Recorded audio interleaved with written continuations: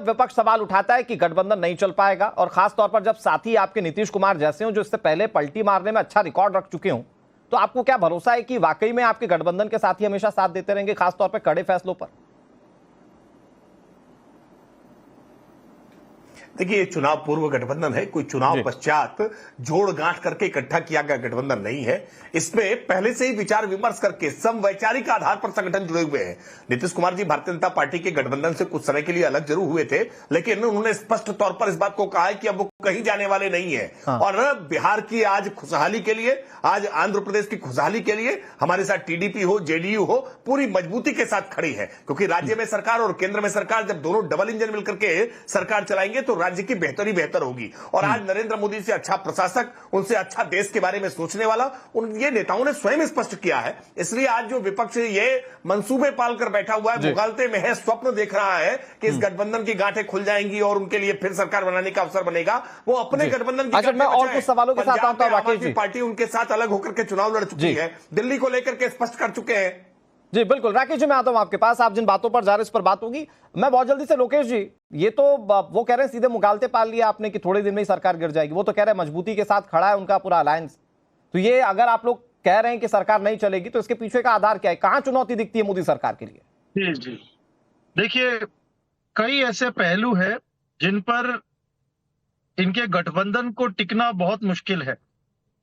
सबसे पहला है जातीय जनगणना, दूसरा है आंध्र प्रदेश को विशेष दर्जा देना, तीसरा मुद्दा आता है मुस्लिम आरक्षण, चौथा मुद्दा आता है अग्निवीर। ये तो केवल शुरुआत है। इन मुद्दों पर पहले ही बहस शुरू हो चुकी है। अब मुद्दा ये आता है कि कौन झुकेगा, क्या भाजपा सरकार झुकेगी या फिर नीतीश कुमार जी की जेडीयू झुकेगी, टीडीपी झुकेगी? तो इस बात पर मुझे लोकेश भाई ये बताइए कि ये जातीय जनगणना वाला मुद्दा क्या ये जेडीयू का मुद्दा था क्या? ये तो मुझे जहां तक याद है कि राहुल गांधी और तेजस्वी यादव कह रहे थे। नहीं, जेडीयू की सरकार ने जातीय जनगणना की है बिहार में। नहीं तो लेकिन फर्दर वो उसको कंटिन्यू करेंगे, इस पर उन्होंने बात कही क्या कभी? नहीं, इससे उनकी मांग थी, इसको भारत में लागू किया जाना चाहिए। आप देखिए, सभी जो जेडीयू के नेता है उनकी मांग रही है कि इस जातीय जनगणना का जो मुद्दा है इसको पूरे भारत में लागू किया जाएगा। और इस पे अगर मोदी सरकार इनकी बात मानती है तो वह मोदी सरकार के लिए यू टर्न लेने वाली बात होगी। और रही बात अग्निवीर जो स्कीम है, उसके भी विरोध में काफी जेडीयू के नेता आए हैं, तो इस पर भी यू टर्न मोदी सरकार को लेना होगा। केसी त्यागी कह रहे हैं कि इस पर रिव्यू होना चाहिए। रिव्यू और विरोध में फर्क है ना सर? देखिए, विरोध के बाद ही तो रिव्यू होता है। अच्छा, अगर सरकार कोई नीति को इम्प्लीमेंट कर चुकी है और इम्प्लीमेंट करने के पश्चात विरोध के बाद सरकार उसे रिव्यू करती है, ये सरकार की बहुत बड़ी हार है, नाकामी है। ठीक है, तो उसकी पॉलिसी के अंदर मैं एक मिनट, आप जिसको आधार बनाकर ये बात कह रहे हैं, मैं जरा उनसे पूछ लेता हूं। प्रभात रंजन जी जेडीयू के नेता हैं। प्रभात जी, कोई संशय है क्या अग्निवीर योजना को लेकर या जातीय जनगणना को लेकर? मतलब कोई ऐसी लाइन जिस पर आप कॉन्साइड ना करते हो बीजेपी के साथ? सबसे पहले हम आपके न्यूज चैनल के माध्यम से भारत के जनता को बधाई देना चाहेंगे कि उन्होंने एक बहुत ही अच्छा निर्णय लिया और एनडीए को बहुमत प्रदान किया। आज प्रधानमंत्री, आज पूरे कैबिनेट का गठन होगा, बहुत सारे मंत्री लोग इसमें शपथ लेंगे और जो एजेंडा तय किया जा रहा है उस एजेंडा के अनुसार काम करेंगे। देख रहे हैं, आप ही दिखा रहे हैं, लाइव दिखा रहे हैं कि प्रधानमंत्री जी अपने उन कैबिनेट सहयोगियों के साथ बात कर रहे हैं और 100 दिन का टारगेट दे रखा है उन्होंने कि अपने लोगों को 100 दिन के अंदर हम लोग को कौन सा कार्य करना है। जहां तक कुछ डिमांड है तो पब्लिक का डिमांड है, चाहे आप वो अग्निवीर का हो या किसी जातीय जनगणना से रिलेटेड बातें हो, तो यह आने वाले समय में धीरे धीरे सरकार होती है इसलिए कि जनता की बातों को ध्यान से सुने। और जनता के नुमाइंदा का यह काम होता है कि वह उनका जो मांग है, डिमांड है, अभी इलेक्शन के दौरान बहुत सारे लोग बहुत जगह गए हैं, एक एक पब्लिक से मिला गया है, तो कई एक जगह इस तरह की बातें आई हैं कि यह होना चाहिए, इसमें थोड़ी तब्दीली होनी चाहिए। प्रभात जी, खुलकर बात कीजिए ना। अभी तो मोदी जी शपथ लेंगे, मैं कह रहा हूं कि खुलकर बात कीजिए ना, क्योंकि आपके यहाँ बिहार में अग्निवीर योजना को लेकर कैसे विरोध हुआ ये तो सबने देखा।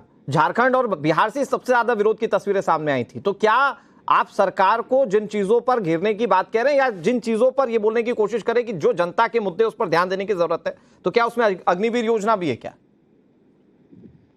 निसंदेह कुछ योजनाएं हैं, उसमें से अग्निवीर भी एक है। ओके, हम लोग चाहेंगे कि उसकी समीक्षा हो। समीक्षा में अगर जो लग रहा है कि जो अभ्यर्थी हैं जो अग्निवीर योजना के तहत जाना चाह रहे हैं, उनके भी कुछ जायज मांगे हैं, उन मांगों के ऊपर ध्यान दिया जाए। हाँ, तो तो प्रधानमंत्री राकेश जी, ये तो आपके अलायंस के साथ बैठे हुए व्यक्ति वो कह रहे हैं कि जायज मांगों पर तो हम सवाल उठाएंगे और उसमें अग्निवीर योजना शामिल है। अग्निवीर पर कभी भी सरकार ने ऐसा कोई रुख नहीं रखा कि इस पर यूटर्न लिया जा सकता है, जबकि आपके अलायंस के लोग अग्निवीर पर सवाल उठाते रहे। देखिए, लोकतंत्र में क्या है?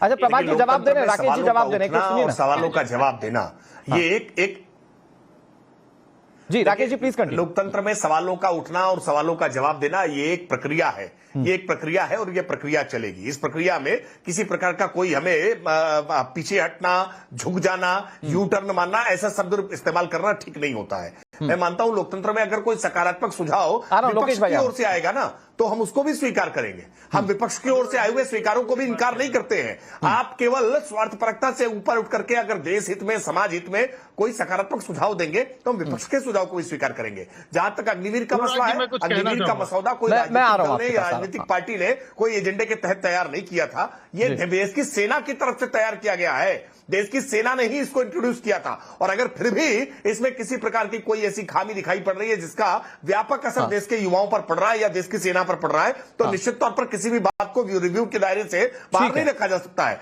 लोकतंत्र में संसद संवाद के लिए होती है, संसद के भीतर बैठकर मैं राकेश जी आ रहा हूं आपके पास, आपने बिल्कुल पॉइंटेड जवाब दिया। लोकेश भाई, आपको जिन मुद्दों पर लगता है कि भैया मोदी जी को आदत है कि वो सिंगल हैंडेडली फैसले लेते हैं, यहाँ तो बीजेपी खुलकर बोल रही है कि अगर चुनौती के तौर पर हमारे पास विपक्ष की कोई, माफ कीजिएगा, जो सहयोगी दलों की कोई मांग आएगी तो हम रिव्यू करने के लिए तैयार हैं।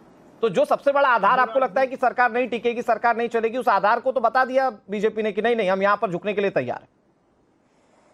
अनुराग जी, इतनी प्रसन्नता हुई राकेश जी के मुंह से लोकतांत्रिक भाषा सुनकर। इस चुनाव के निर्णय के बाद जो शब्द बदले हैं, बहुत अच्छा लगा जब इन्होंने कहा कि कोई सुझाव अगर आता है उसकी समीक्षा होगी और सवालों का सरकार जवाब देगी। अरे मैं तो कहता हूं ये वही सरकार थी जिसने मेंबर ऑफ पार्लियामेंट्स को डिसमिस कर दिया। भाई जब हमने प्रश्न पूछा तब डिस्क्वालीफाई हो गए, डिसमिस हो गए। आज वाकई में मेरा दिल हर्षोल्लास में है कि ये सरकार जो है, आज विपक्ष भी खुश है सरकार के रुख को लेकर और सरकार भी खुश है क्योंकि नरेंद्र मोदी 3.0 गठित होने जा रही है। एक छोटी सी टिप्पणी, ठीक है राकेश जी, भाई के पास टिप्पणी कर दूं।